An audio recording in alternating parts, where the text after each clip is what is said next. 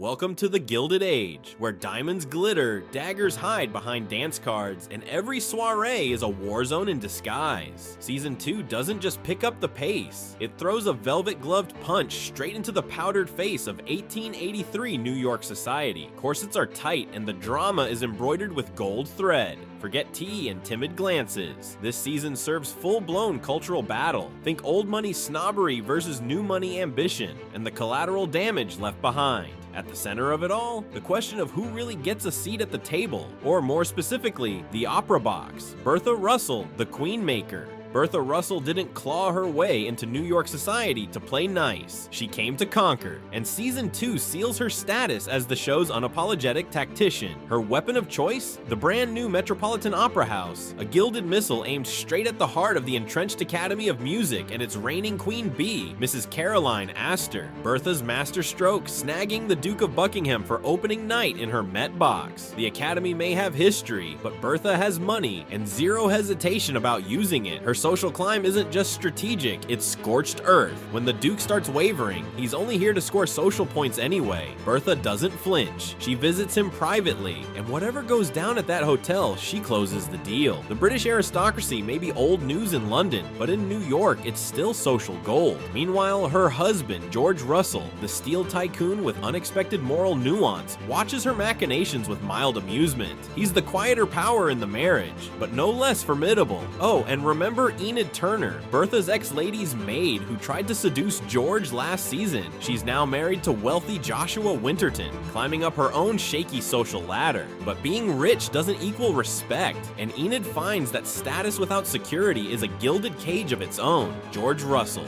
business with backbone. While Bertha battles in ballrooms, George Russell holds the line in a different arena. A workers' strike at his steel plant. But here's the twist. George isn't your cartoon villain capitalist. He listens. He negotiates. He even fires one of his own men for abusing workers. But don't mistake ethics for weakness. When the lines cross, George strikes hard and smart. His arc reminds us that beneath the lace and pearls of this era lies cold, hard industry. The Russell Empire wasn't built on charm. It was built on coal, steel, and spine. The Van Rhijn collapse. Meanwhile, across Fifth Avenue, the Van Rhijn household, once a bastion of old money austerity, is teetering on the edge of financial ruin. Oscar Van Rhijn, ever the smooth-talking schemer, loses the family's money in a failed investment, siphoned off by a man he trusted intimately. The fallout? The family is forced to scale down their once impenetrable household. Servants are let go, entertaining is suspended, and the grand facade begins to crack. Agnes Van Rhijn, the iron-fisted matriarch who has judged everyone else's downfall, is suddenly in danger of losing her home. The estate is quietly put up for sale. It's a stunning reversal, and a deeply ironic one. For a woman who once scoffed at the Russells' ostentatious wealth, watching her own riches crumble feels karmically poetic. Servants like Armstrong immediately assume the modern Peggy will push her on the chopping block, but Peggy, as always, has her own plans, and they don't include waiting around to see who is dismissed. Peggy Scott,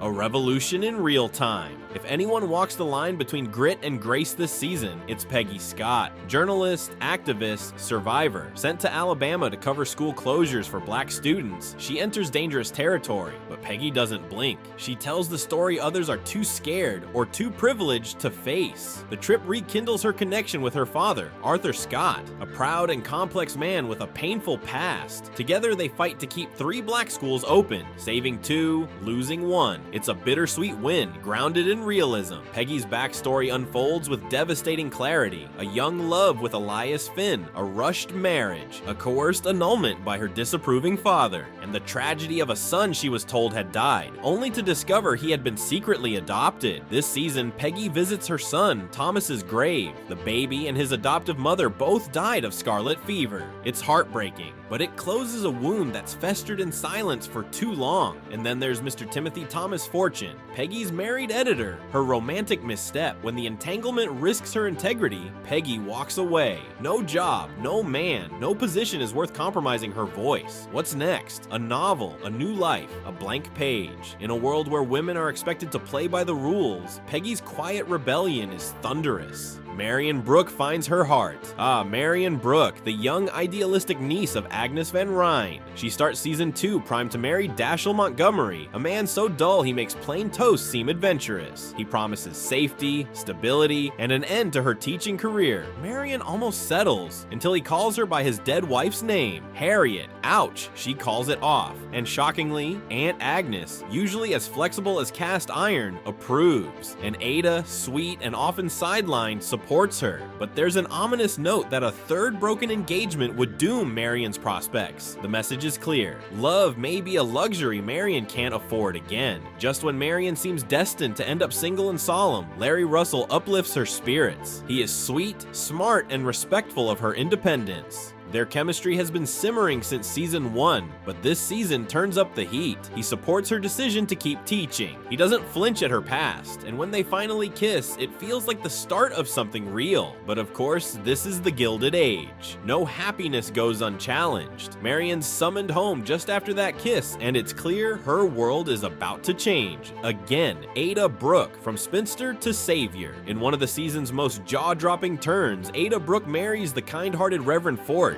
a match that Agnes disapproves of more than a wrinkled tablecloth at luncheon. But Ada finally steps out of her sister's shadow. Then tragedy strikes. Forte dies suddenly, but in a final twist of fate, he leaves everything to Ada because, surprise, he was heir to a massive textile fortune. Suddenly, Ada controls the family purse strings. She's paying the staff. She's saving the mansion. She's free. When she coolly tells Agnes, things may be a little different in the future, the whole house seems to hold its breath. Even stoic butler Mr. Bannister cracks a smile. Ada's rise is more than financial, it's spiritual. She finds power, peace, and, most of all, self-worth. Her storyline might be the most quietly radical of all. No Gilded Age story is complete without the servants. This season, Jack, the footman, rises from his station. With a mind for mechanics, he finally patents his alarm clock invention, thanks to encouragement from Larry Russell and Marian. Glattis Russell, the pawn on Bertha's chessboard. Glattis Russell, Bertha's daughter, has always been treated like a porcelain doll waiting for display, but this season, she becomes a pawn in a much bigger game. With the Duke now Bertha's social ace, Glattis is pushed toward a strategic marriage. Forget love. This is about legacy. Problem: Glattis already had feelings for Billy Carlton, a charming but less strategic suitor Bertha cruelly dismissed. Even George is furious. He believes in love over status and makes it clear to Bertha that their daughter's heart isn't for sale. The audience is left with a lingering question. In Bertha's pursuit of the throne, has she sacrificed her own daughter?